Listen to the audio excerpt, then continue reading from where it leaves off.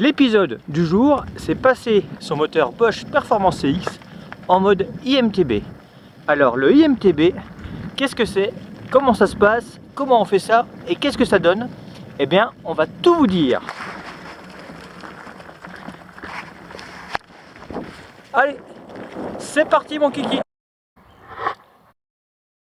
Cette mise à jour et cet upgrade pour passer au mode IMTB n'est pas forcément gratuite, puisque cela représente tout de même un petit peu de temps, une prise en charge, et par contre, aucun tarif prix public conseillé n'a été établi par Bosch. Donc n'hésitez pas à demander à votre revendeur le tarif pour cette mise à jour, ainsi ça évite les mauvaises surprises. Alors, qu'est-ce que c'est que le IMTB?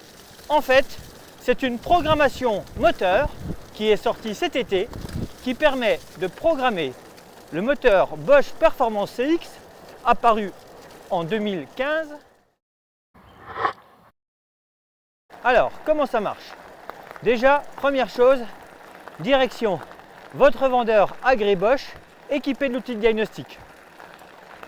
Avec la dernière mise à jour disponible depuis cet été, vous n'aurez plus 4 modes distincts, mais 3 modes distincts, Eco, Tour et Turbo. Donc du coup, des niveaux d'assistance de 55, 120 et 300%. Concernant le mode IMTB, tous les millésimes 2018 en bénéficient. Dès l'instant que vous faites la mise à jour, vous l'aurez automatiquement.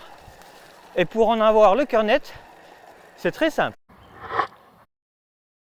À la place de sport, dorénavant, vous aurez IMTB qui s'affiche. Si IMTB ne s'affiche pas, c'est qu'à un moment donné, la mise à jour n'a pas marché.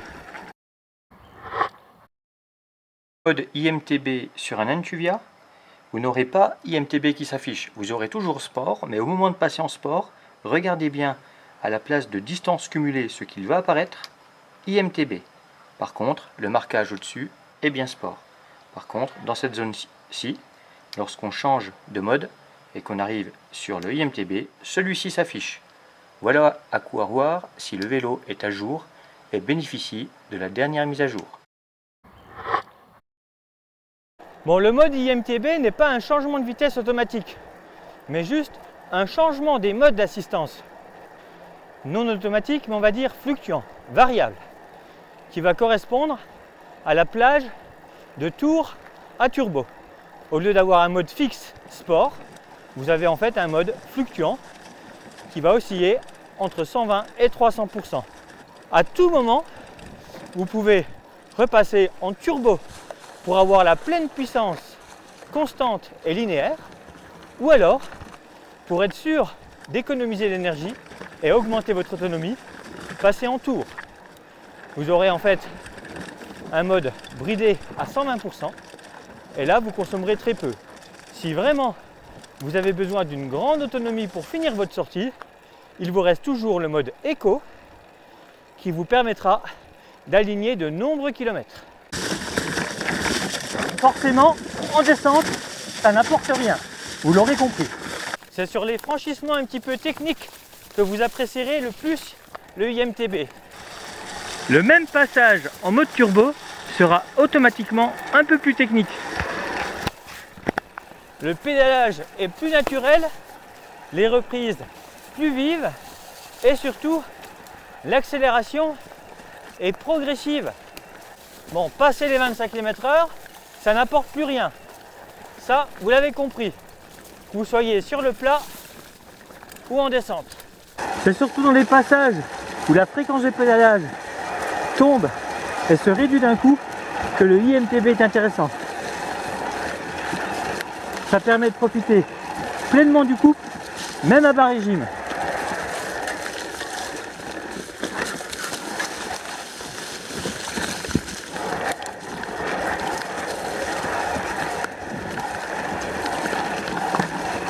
Un vrai 4 temps, ce petit Bosch Performance CX upgradé avec l'IMTB.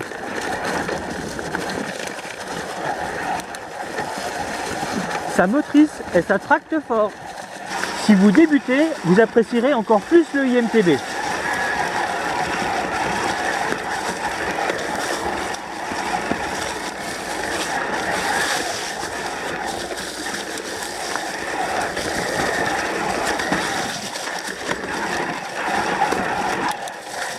En mode turbo, guère d'autres possibilités que d'utiliser le frein arrière pour réguler la vitesse du vélo et réduire la puissance dans les virages. Par contre, n'imaginez pas moins consommer. Dès l'instant que vous appuyez, ça envoie le pâté. Le mode est fluctuant. Donc si vous pédalez dans du raid, ça va correspondre finalement à un mode turbo permanent quasiment. Si vous êtes tout le temps au seuil à 300%. Inconvénient, finalement très peu. La compétition peut-être, sur les courses où l'autonomie est la clé de la réussite. Puisqu'il est difficile avec un mode fluctuant et du coup 2 inconnus, de faire des produits en croix par rapport à la conso instantanée et le nombre de kilomètres restants.